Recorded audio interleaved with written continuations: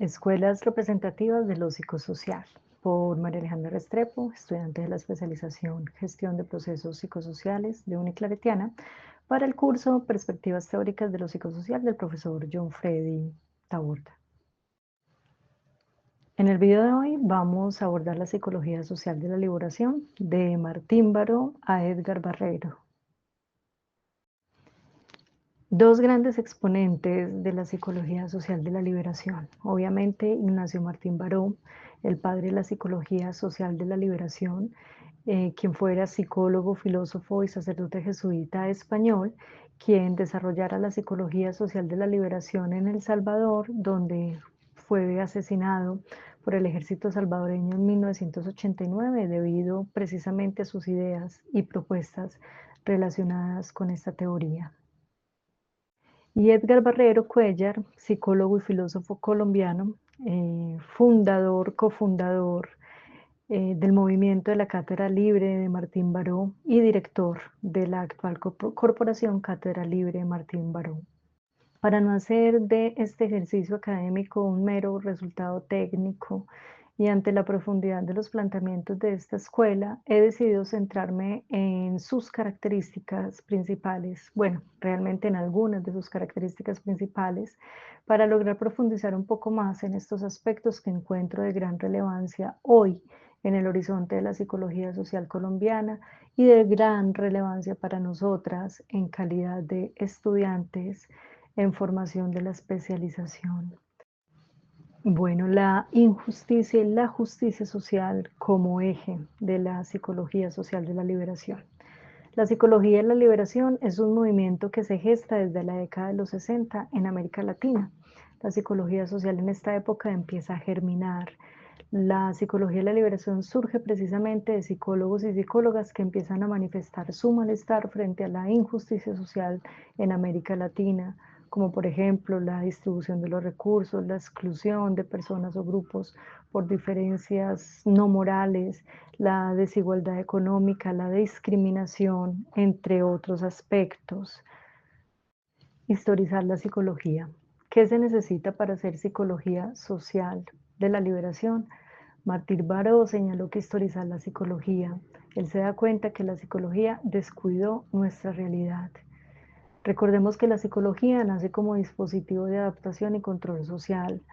Ejemplo, cuando se patologiza y se pone sobre el individuo toda la responsabilidad, se deja de lado su condición o implicación política y social.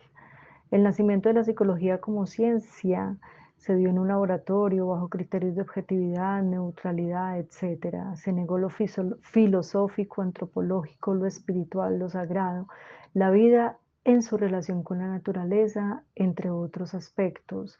En el afán de hacer ciencia se inocula el bicho de la neutralidad y el psicólogo y los psicólogos terminamos siendo unos técnicos neutrales.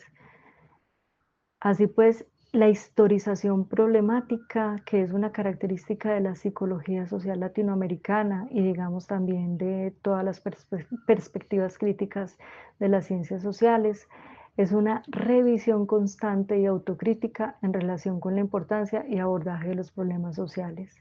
Edgar Barrero adiciona dos elementos, lo históricamente negado y lo históricamente distorsionado. Se refiere a esas cosas que no cuadran, que fallan, que hay que revisar constantemente.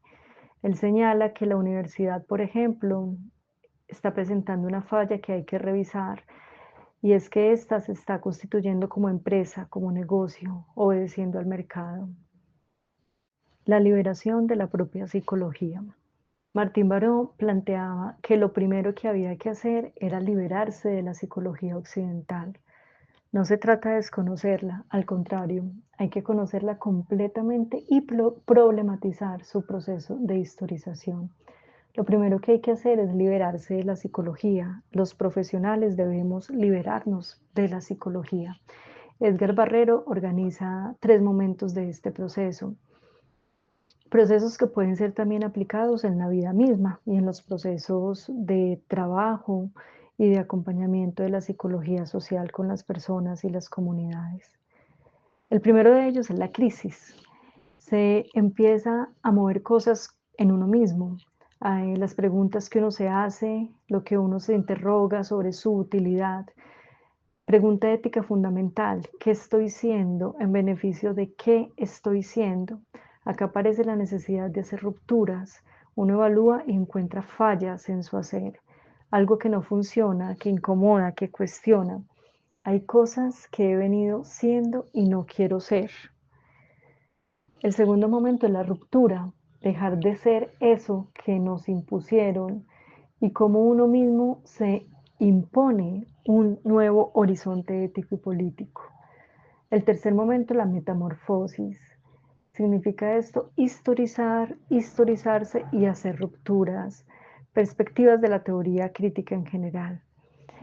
En este momento de la metamorfosis se conserva parte de lo que se es históricamente, porque no podemos negarlo, pero se revisa críticamente y se pasa a ser y hacer lo que se desea desde el propio tránsito en el que uno descubre un horizonte ético más amplio, que en beneficio de quién, desde dónde hago lo que hago como psicólogo social.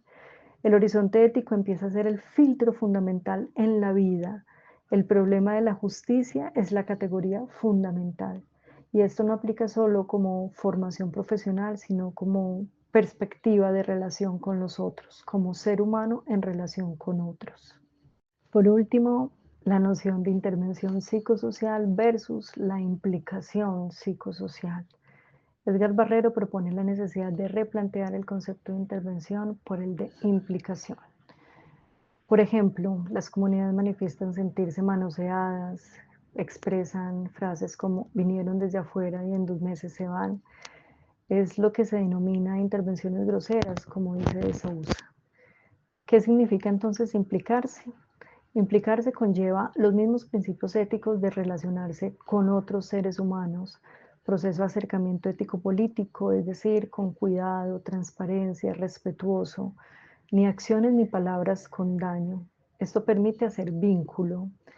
Edgar Barrero plantea 3 momentos en este proceso de implicación en términos de metodología del acompañamiento psicosocial desde la teoría de la psicología social de la liberación. El primero de ellos es la llegada, el segundo la quedada y el tercero la salida. En cada uno de estos momentos se establecen acuerdos juntos con la comunidad, pero lo principal es que se acuerde con claridad hasta dónde se podría llegar en el proceso. ¿Qué parte la pone uno como acompañante? ¿Qué parte la ponen ellos como partícipes en esta construcción social y de transformación social?